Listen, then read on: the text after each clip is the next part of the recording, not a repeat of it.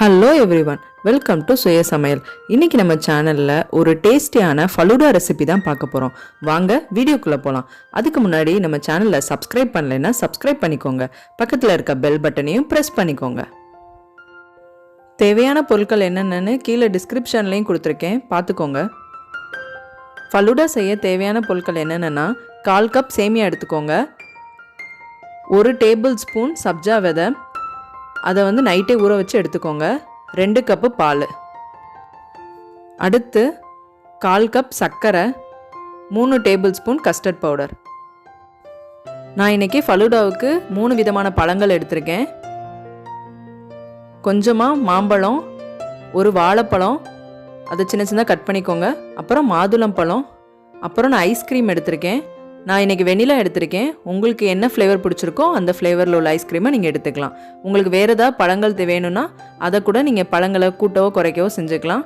Apple இருந்தால் apple, அவகடோ, இந்த மாதிரி என்னென்ன பழங்கள் கிடைக்குதோ அந்த சீசன் ஃப்ரூட்டை யூஸ் பண்ணிக்கோங்க. ஃபஸ்ட்டு நம்ம கஸ்டர்ட் பவுடர் மிக்சர் ரெடி பண்ண போகிறோம். அதுக்கு நீங்கள் காய்ச்சி ஆற வச்சுருக்க பாலில் அந்த 3 tablespoon custard powder add பண்ணி நல்லா மிக்ஸ் பண்ணி எடுத்துக்கோங்க. ஃபஸ்ட்டு ஒரு பேனில் நம்ம எடுத்து வச்சுருக்க அந்த 2 கப் பால் ஆட் பண்ணிக்கலாம். பால் நல்லா கொதிக்கட்டும். பால் நல்லா கொதித்ததுக்கப்புறமா நீங்கள் எடுத்து வச்சுருக்கிற அந்த 1/4 கப் சேமியாவை ஆட் பண்ணிக்கோங்க. சேமியாவை ஆட் பண்ணி அதை ஒரு 5லேருந்து 6 நிமிஷம் வேக விடுங்க. அடுத்து 1/4 கப் சர்க்கரை, அதையும் ஆட் பண்ணிக்கோங்க. எல்லாத்தையும் ஆட் பண்ணி நல்லா கலந்துக்கோங்க. இது நல்லா கலந்ததுக்கப்புறமா நம்ம மிக்ஸ் பண்ணி வச்சுருக்கோம்ல அந்த கஸ்டர்ட் பவுடர் மிக்சர், அதையும் ஆட் பண்ணி நல்லா கலந்துக்கோங்க. நீங்கள் கஸ்டர்ட் பவுடர் ஆட் பண்ணோன்னே நீங்கள் காய்ச்சி வச்சுருக்க அந்த பால் கொஞ்சம் கெட்டி ஆகும். நல்லா கலந்துக்கோங்க.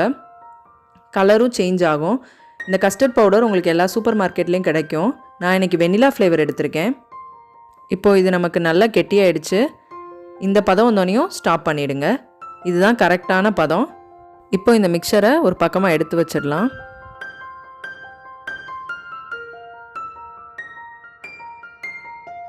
இப்போ நம்ம இந்த ஃபலூடா கிளாஸை கொஞ்சம் டெக்கரேட் பண்ணிடலாம். இதோட வாய்ப்பகுதியில் லெமனை தேய்ச்சிக்கோங்க. தேய்ச்சிட்டு நீங்கள் சர்க்கரையில் டிப் பண்ணிங்கன்னா அந்த கிளாஸ் உங்களுக்கு நல்லா டெக்கரேட்டிவாக கிடைக்கும். நீங்கள் யாராவது கெஸ்ட்டு யாராவது வந்தால் ப்ரெசென்ட் பண்ணுறீங்கன்னா இந்த மாதிரி பண்ணலாம். இப்போ ஃபஸ்ட்டு நான் அதில் நம்ம எடுத்து வச்சுருக்கிற அந்த சேமியா மிக்ஸை இதில் ஆட் பண்ணிக்கோங்க. அடுத்து ஊற வச்சுருக்க சப்ஜா 1 ஸ்பூன் ஆட் பண்ணுறேன்.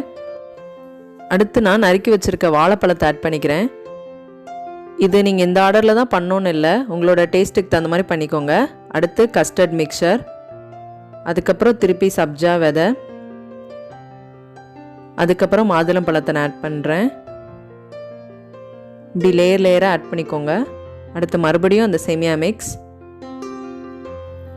அதுக்கப்புறம் மறுபடியும் அந்த சப்ஜாவை நான் ஆட் பண்ணிக்கிறேன். அடுத்து மாம்பழம்,